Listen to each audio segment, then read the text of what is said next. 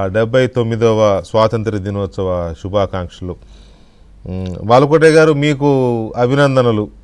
కొత్తగా ఈ పదవి బాధ్యతలు తీసుకోబోతున్నారు. సరే, తీసుకుంటారు, ఇంకా తీసుకోలేదు కానీ తీసుకోబోతున్నారు. నిన్న ముఖ్యమంత్రి గారిని కూడా కలిసినట్టున్నారు. మీకు అభినందనలు. దాని గురించి ఏమైనా చెప్తారా, మీకు ఆ బాధ్యతలు ఇవ్వడం పైన? ధన్యవాదాలు వెంకటకృష్ణ గారు. ఒక మాట చెప్తాను, చెప్పండి.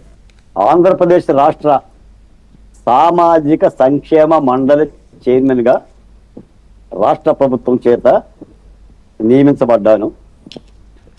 దీనికి రాష్ట్ర ముఖ్యమంత్రి గారికి, పవన్ కళ్యాణ్ గారికి, లోకేష్ గారికి, వెంకటకృష్ణ గారికి సైతం తెలియజేస్తున్నాను. ఎందుకంటే ఇది నా రాజధాని ఉద్యమము, బహుజన కులాల కోసం నేను చేసిన ఆత్మగౌరవ పోరాటం. గత 5 ఏళ్ల పోరాట కారణంగా ప్రజలకు చేరువవటం కానీ, రాష్ట్ర ప్రభుత్వానికి దగ్గర అవటం కానీ, ముఖ్యమంత్రి గారికి దగ్గర అవటం కానీ జరిగింది. ఇది నేను ఒక భాగ్యంగా భావిస్తున్నాను, ఒక బాధ్యతగా భావిస్తున్నాను.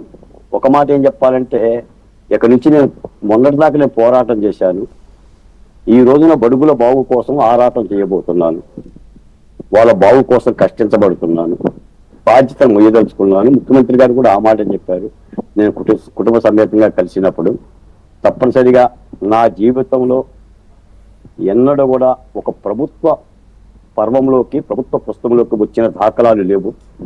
ఆశలు ఉండొచ్చు, కోరికలు ఉండొచ్చు, ఫలించడం చాలా తక్కువ.